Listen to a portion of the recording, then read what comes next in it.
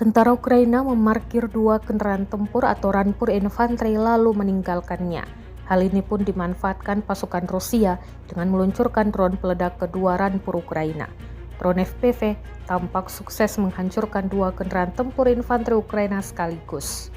Rekaman detik-detik serangannya diunggah di Telegram pada Rabu 27 November 2024.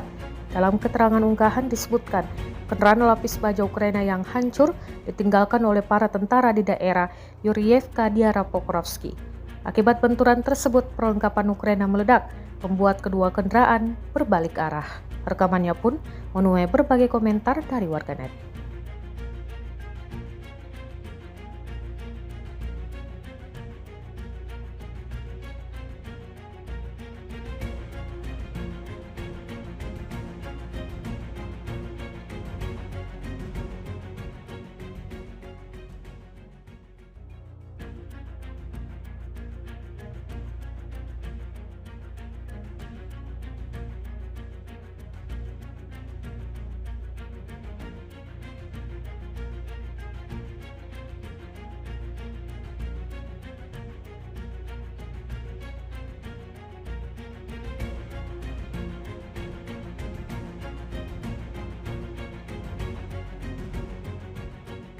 Download Tribun X sekarang, menghadirkan lokal menjadi Indonesia.